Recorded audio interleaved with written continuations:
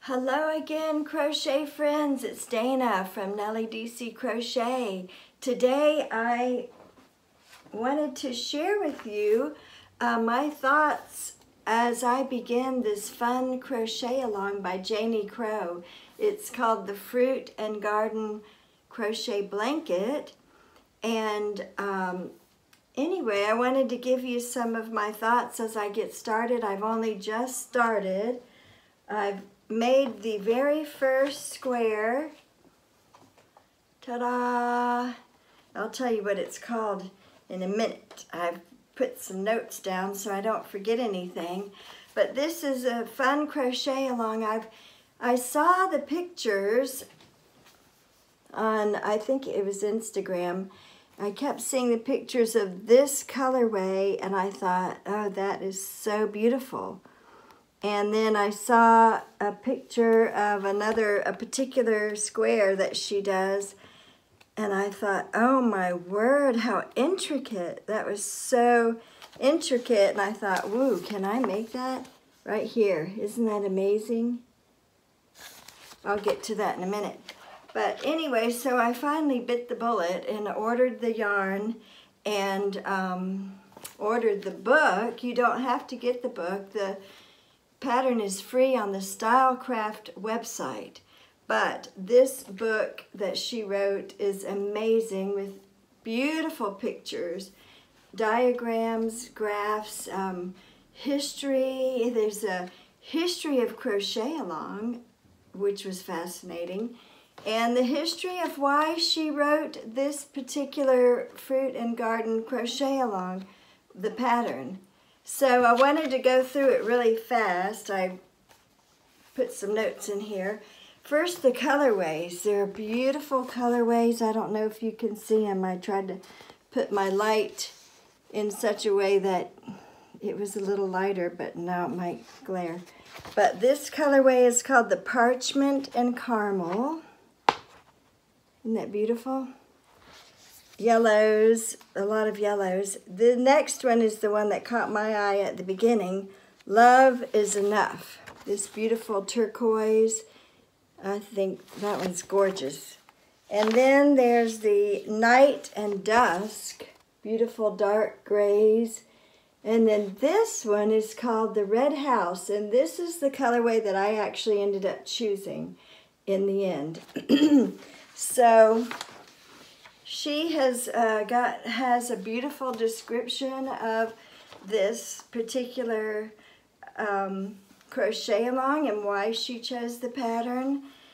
In here is also a great little color card of whichever colorway you choose. And I've folded it down so I can easily get to it because she guides you through which colors to choose for what row.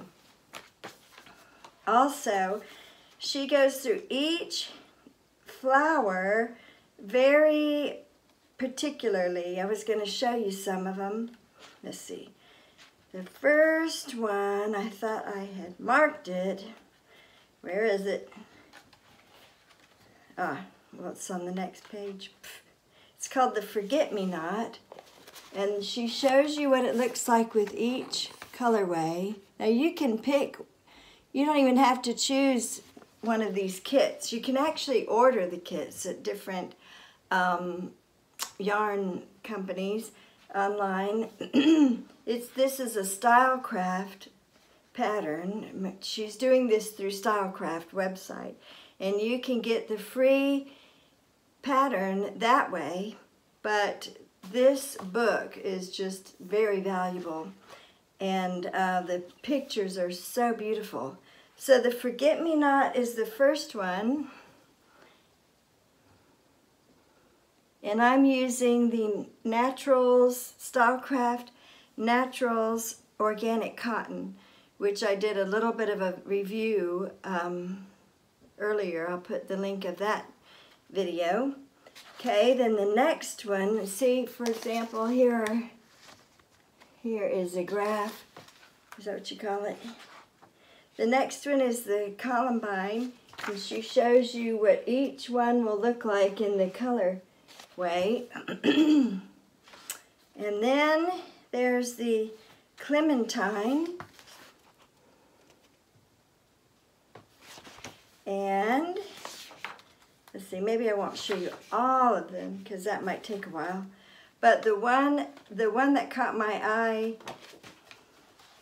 when I first saw it on Instagram was this. This is actually a border. It goes on the outer border. It's called the Acanthus. Isn't it beautiful? It's amazing how intricate it is. I can't wait to get to it. It's toward the end. And then there's a section for notes.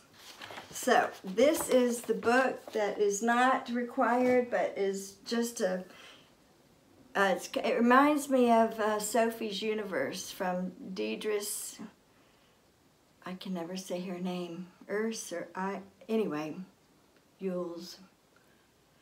But she's the one who did the Sophie's Universe crochet along, and she wrote a beautiful book for that one.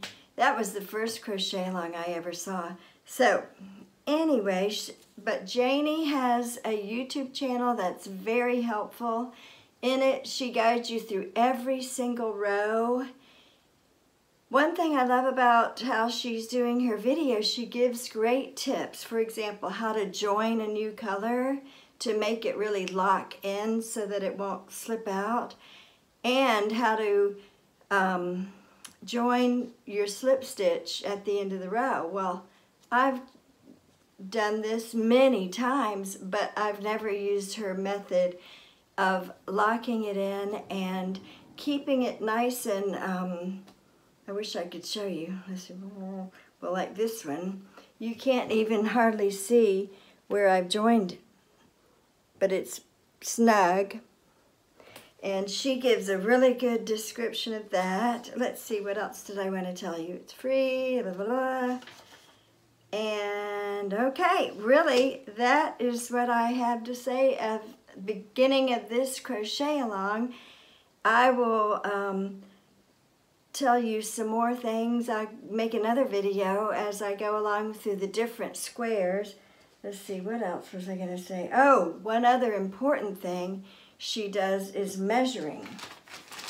At different, even after a couple of rows, you need to measure to make sure you are in the right measurement for your pattern. Here's where I am with this particular flower. But at first I thought, well, I don't need to do that because, you know, if I need to get more yarn, I will. But that's not the only reason to measure. You want the whole thing to fit together properly when you start adding the pieces together, and you don't want them to be wobbly and wavy. You want your piece to be flat and not wavy. I can't think of the right words for that. But anyway, so there are a couple of reasons why it's really important to measure as you go along. And I would definitely recommend sticking with it. So anyway, I'm Dana from Nellie DC Crochet, and I will see you on another video. Bye-bye.